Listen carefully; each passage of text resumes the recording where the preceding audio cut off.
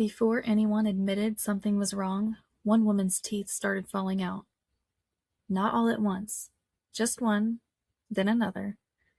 Then the pain moved deeper, into her jaw, until the doctors tried to examine her mouth and discovered something worse. Part of her jawbone came away in their hands. She was 24 years old, and every day at work she had been told to do the same thing. Dip the brush, lick the tip, paint the numbers, repeat. Thousands of times. In the early 1900s, glowing watch dials were one of the most exciting things you could buy. In the dark, the numbers lit up like magic. People loved them. Soldiers needed them. Factories could not make them fast enough, so young women were hired to paint them by hand. They sat in long rows under bright factory lights, painting tiny glowing numbers onto watch faces with a paint made from radium. And radium, at the time, was treated almost like a miracle. People put it in toothpaste, face creams, tonics, water. One product literally promised people energy by putting radium in a bottle, which in hindsight sounds less like healthcare and more like a dare. The girls painting the watches were told the same thing. This is safe. Completely safe. To keep the paintbrush sharp enough for tiny numbers, supervisors taught them a method called lip pointing.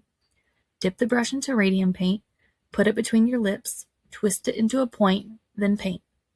Again, and again, and again. Every shift, every day. The paint dust floated through the room. It settled on their hands, their clothes, their hair. At night, some of the girls would leave work glowing. Their dresses shimmered faintly in the dark. Their skin sparkled. Their teeth caught the light. And because nobody had told them danger was sitting on their skin, some thought it was funny. They painted their fingernails with it, their cheeks, their eyelids. Some even painted it onto their teeth before going dancing because glowing smiles felt like a party trick. Imagine unknowingly wearing poison as makeup. At first, nothing seemed wrong. The girls were healthy, young, working, laughing.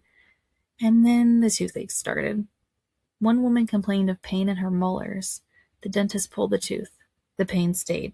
Another tooth came out. Then another. But the real problem was not her teeth. It was the bone underneath. Her jaw began to soften. The tissue inside her mouth developed abscesses that would not heal. And when doctors touched the area, pieces of bone broke loose. Not metaphorically, literally. Bone fragments came away. Another woman developed severe anemia. Another had hips that weakened so badly she could barely stand. Some suffered fractures doing ordinary things because their bones had become fragile from the inside out. Radium does not just sit quietly once it enters the body. Your body mistakes it for calcium, so instead of rejecting it, your bones absorb it. Which means every time those women licked their brushes, they were slowly building radiation directly into their skeletons. And while their bodies were weakening, the companies already had reasons to know this was dangerous. Scientists handling radium in labs were using protective gear. Tongs, lead screens, special precautions. The woman painting it? Nothing. No masks, no warnings, no protection, just confidence. Factory managers kept saying the same thing. Safe, safe, safe. When workers got sick, companies looked for other explanations. Bad hygiene, poor diet, infections, anything except the paint. One company even hired medical experts whose reports suspiciously supported the company's position, which is a polite historical way of saying somehow the people paying for the science liked the science they got. Meanwhile, more women kept getting sick. Some could not walk properly. Some developed spinal pain so severe they could barely sit upright. One woman's jaw deteriorated so badly that surgeons had to remove sections of bones. Another died after years of suffering while still trying to convince doctors that her job had done this to her. And the worst part is how long it took for anyone to believe them. Because they were young women, factory workers, easily dismissed, until the pattern became impossible to ignore. Too many women, too many symptoms, too many glowing bones.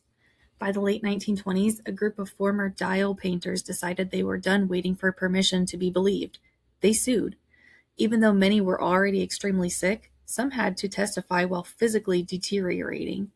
Some knew they might not live long enough to see the case finish, and the companies fought hard, delay after delay, because they understood something simple. Sick workers can run out of time. But the women kept pushing, and eventually the truth broke through. The public learned what had happened.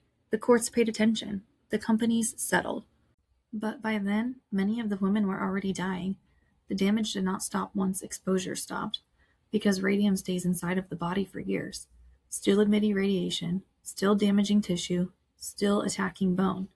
Some of the women were buried with so much radioactive material inside them that decades later, scientists could still measure radium from their remains, which is horrifying enough on its own.